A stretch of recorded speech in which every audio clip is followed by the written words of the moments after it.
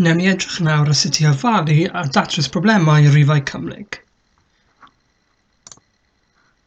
Felly, yn yr enghraifft cyntaf, mae'n dweud wrthyn ni mae ail isradd rhif cymhlyg a plus bi yw 4 tynnu 3i, ac mae'n gofyn i ni ddarganfod a plus bi. Felly, os ni'n meddwl am hwn nawr, mae gen i rhif cymhlyg a plus bi, a mae'n dweud wrthyn ni mae ail isradd y rhif cymhlyg yma yw 4 minus 3i. Ac felly dwi yn gweithio mas beth yw a plus bi. Ac felly i wneud hwn nawr, dwi'n mynd i sgwario y 4 minus 3i, rhaid gallu gweithio mas beth bydd yr a plus bi. So nawr fe na i gweithio allan beth yw 4 minus 3i wedi sgwario. A mae hwn jyst yr un peth yn gwneud 4 minus 3i lluosi gyda 4 minus 3i. So os dwi'n ehangu hwn nawr, dwi'n mynd i gael 4 minus 3i, tynnu 3i, lluosi 4 minus 3i. Os dwi'n ehangu hwn, dwi'n mynd i cael 4 lluosi 4 yw 16, 4 lluosi minus 3 yw minus 12i, nesaf minus 3i lluosi 4, eto mynd i roi minus 12i, ac yna minus 3i lluosi minus 3i yn mynd i roi 9 lluosi minus 1, sef minus 9. Felly nawr os dwi'n symleiddio hwn, 16 tynnu 9 yw 7, minus 12 tynnu minus 12 yw minus 24i. Ac felly, dwi'n gwybod mae a plus bi yw nawr 7 minus 24i, ac felly a yw 7 a b yw minus 24. Nesa nawr mae gyda ni'r cwestiwn, darganfyddwch z os mae 2 plus iz plus 3 minus 2i yw 1 plus 2i. Wel, dwi'n gwybod mae z yw unrhyw rhif cymhlyg x plus iy. Ac felly, os dwi'n ymnewid x plus iy mewn fan hyn, dwi'n mynd i cael 2 plus I, lluosi x plus iy, adio 3 minus 2i, yw 1 plus 2i. Os dwi'n nawr yn ehangu y 2 plus I lluosi x plus iy, dwi'n mynd i cael 2 lluosi x plus iy plus I lluosi x plus iy plus 3 minus 2i yw 1 plus 2i. Ac felly os dwi'n ehangu hwn, dwi'n mynd i cael 2x plus 2iy plus ix, I lluosi I yw minus 1, felly minus y. Ac wedyn i adio ymlaen, plus 3 minus 2i yw 1 plus 2i. Felly nawr, dwi'n jyst yn mynd i symud y 3 minus 2i i'r ochr arall, ac yna casglu'r rannau real a rannau dychmygol o beth sydd ar ôl. Felly rannau real yn gyntaf, mae gen i 2x tynnu y. Ac yna'r rannau dychmygol yw, mae gen i x adio 2y lot o I. A nawr, os dwi'n mynd ar 3 minus 2i i'r ochr arall, dwi'n mynd i cael 1 tynnu 3, sef minus 2, a 2i adio 2i sy'n mynd roi plus 4i. Nesa nawr, dwi'n mynd i fod yn hafalu. Ac os dwi'n dechrau trwy edrych ar y ran real, dwi'n gwybod mae'n rhaid bod 2x tynnu y yn hafal i'r ran real yr ochr yma, sef minus 2. Ac felly mae 2x tynnu y yn hafal i minus 2. Nesa nawr, na i edrych ar y ran dychmygol.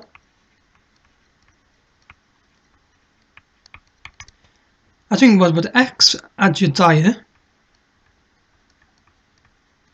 yn mynd i fod yn hafal i 4. Dwi'n gadael allan yr I achos dim angen hwnna. Jyst edrych ar cyfernodau o ran dychmygol. So x plus 2 yw 4. A beth sydd gen i fan hyn nawr yw hafaliadau cydamserol. Ac felly dwi'n nawr yn mynd i datrys yr hafaliadau cydamserol yma'n gyflym. Dwi'n gallu gweld fan hyn mae gen i 2x minus 1 minus 2, x plus 2 yw 4. Os ydw dwi'n dwblu yr ail hafaliad, dwi'n gallu cael 2x fan hyn hefyd, sy'n golygu wedyn cael gwared yr x's a cyfrifo beth yw y. Felly mae gen i 2x minus y yw minus 2, ac yn debyg 2x plus 4y yw 8. Os ydw i nawr yn tynnu, dwi'n mynd i cael 2x tynnu 2x yw 0. Minus y tynnu 4y yw minus 5y.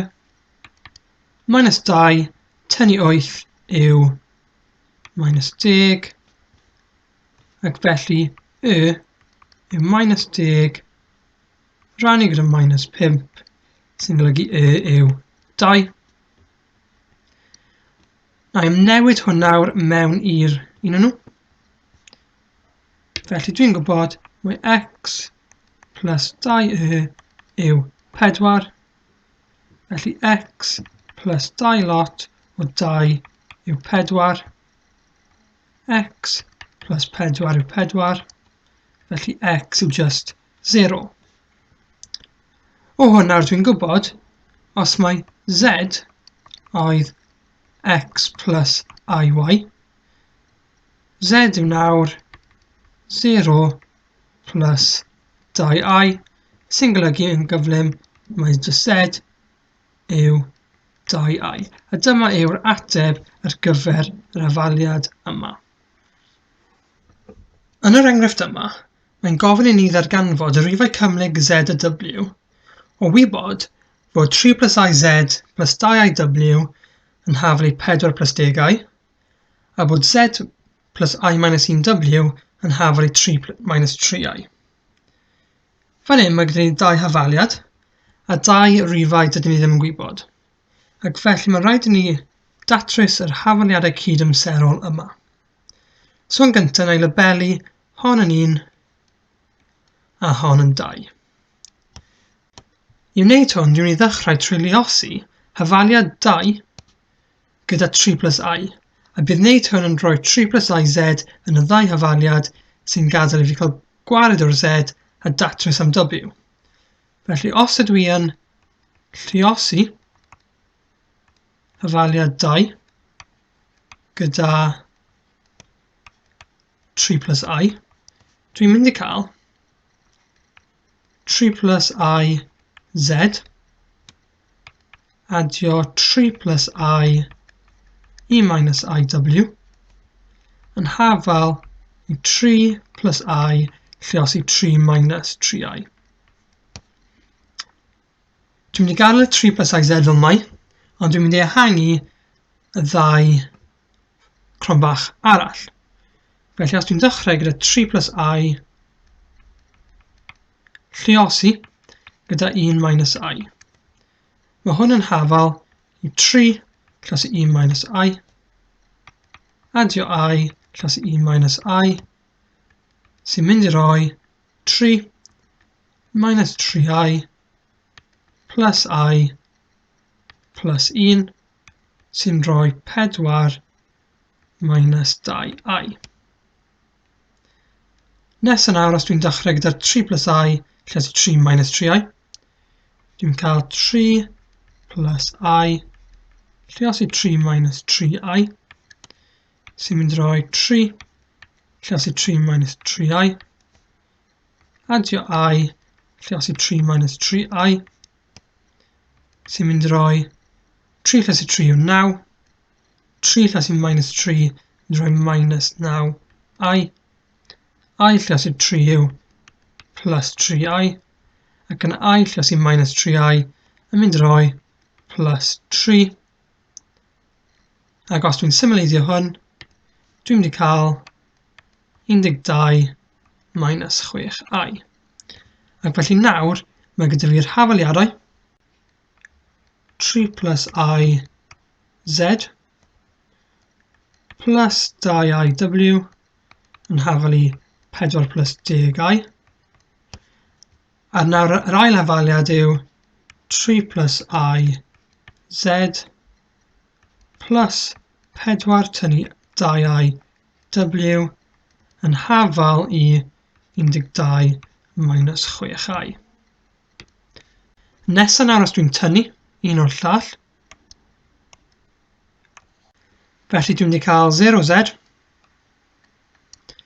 2i tynnu 4 minus 2i yn mynd i roi minus 4 plus 4i lot o w. Ac yna 4 plus 10i tynnu 12 minus 6i yn mynd i roi minus 8. Yna 10 tynnu minus 6 yn mynd i roi plus 16i. Nesa nawr dwi'n mynd i dweud mai w yw a plus bi. So mae gen i minus 4 plus 4i lluosi a plus bi yn hafalu minus 8 plus 16i. Os dwi'n ehangu hwn, dwi'n mynd i cael minus 4 a plus bi plus 4i a plus bi. A dwi'n gwybod bod hwn yn hafal i minus 8 plus 16i. Felly os dwi'n ehangu hwn, dwi'n mynd i cael minus 4a minus 4bi plus 4ai minus 4b. A bydd hwn yn hafal i minus 8 plus 16i. Na i casglu nawr y termau real. So minus 4a minus 4b. A na i casglu nawr y rannau dychmygol. So 4a tynnu 4b i. A mae hwn yn hafal i minus 8 plus 16i. Ac felly nawr, os dwi'n hafalu, dwi'n mynd i cael rannau real minus 4a minus 4b yw minus 8. Ac yn debyg os dwi'n hafalu y ran dychmygol, dwi'n mynd i cael 4a minus 4b yw 16. Nesa nawr, dwi'n jyst yn mynd i beri hon yn 1 rhif 1, hon yn rhif 2.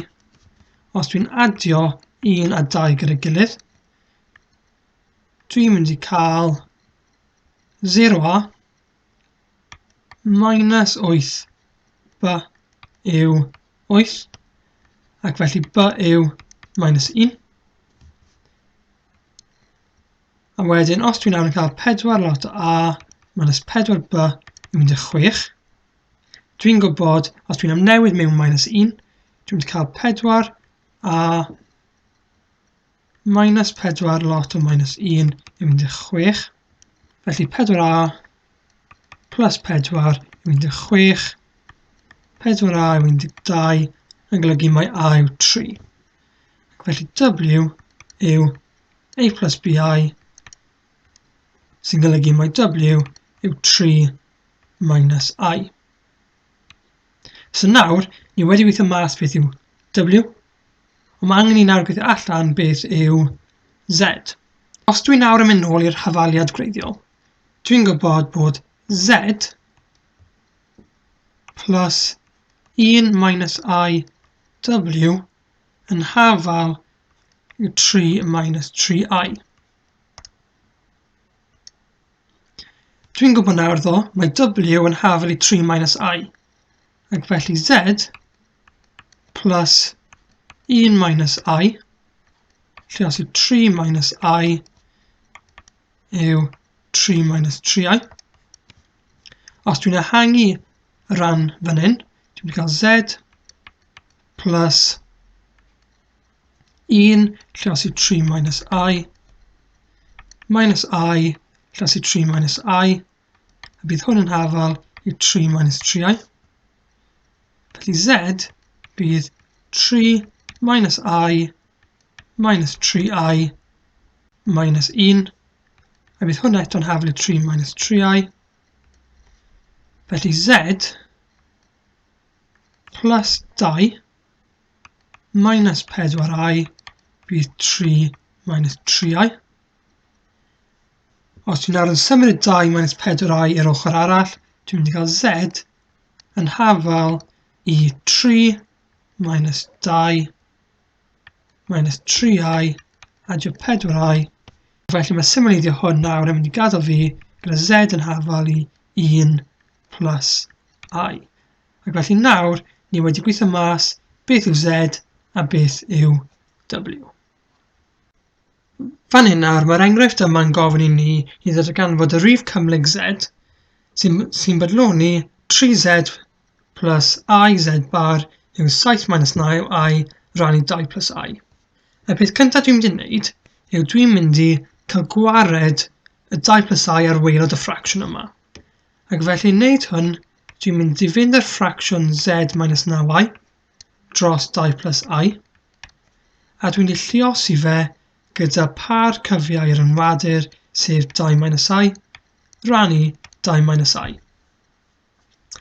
Ac felly na i ddechrau trwy edrych ar top y ffracsiwn yma, sy'n mynd i roi 7 minus 9i lluosi 2 minus I. Os dwi'n ehangu hwn, dwi'n mynd i gael 7 lluosi 2 minus I minus 9i lluosi 2 minus I, sy'n mynd i roi 14 minus 7i minus 18i minus 9. Felly os dwi'n symleiddio, dwi'n mynd i gael 14 tynnu 9 yw 5, minus 7 minus 18 yw minus 25i. A nawr os dwi'n edrych ar waelod y ffracsiwn, dwi'n gwybod mai Z yw x plus iy, felly Z bar yw x minus iy, a Z lluosi Z bar yw just x wedi sgwario plus y wedi sgwario, sy'n gadael ni gyda 2 plus I lluosi 2 minus I, yn hafal i 2 wedi sgwario plus 1 wedi sgwario, sy'n gadael ni gyda 4 adio 1 yn hafal i 5. Ac felly nawr dwi'n gwybod bod 7 minus 9i dros 2 plus I yn hafal i 5 minus 25i rhannu gyda 5, sy'n jyst yn mynd i gadael ni gyda 1 minus 5i. Nawr dwi'n gwybod bod yr hafaliad gwreiddiol, sef 3Z plus I Z bar yn hafal i 1 minus 5i. Dwi'n newydd ddweud mai Z oedd x plus iy, a Z bar yw x minus iy. Ac felly, os dwi'n ymnewid rhain mewn, dwi'n mynd i cael 3 lot o x plus iy, adio I lot o x minus iy yn hafal i 1 minus 5i. Os dwi'n ehangu'r ochr yma, dwi'n mynd i cael 3x plus 3iy plus ix plus y yw 1 minus 5i. Ac felly, na i casglu y termau real fan hyn, sef 3x adio y. A na i casglu y rannau dychmygol fan hyn, sef x adio 3y lot o I. A mae hwn nawr yn hafal i 1 minus 5i. Os dwi nawr yn hyfalu, dwi'n mynd i edrych ar cyfernodau y rannau real yn gyntaf, sy'n gadael fi gyda 3x plus y yw 1, ac yn y rannau dychmygol, sy'n gadael fi gyda x, adio 3 yw minus 5. Nâi labelu hwn yn 1 a hwn yn 2.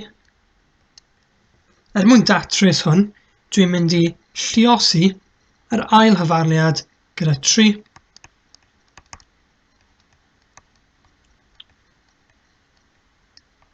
Sy'n mynd i gael fi gyda'r dau hyfaliad 3x adio yw 1 a gyda 3x adio 9 yw minus 15.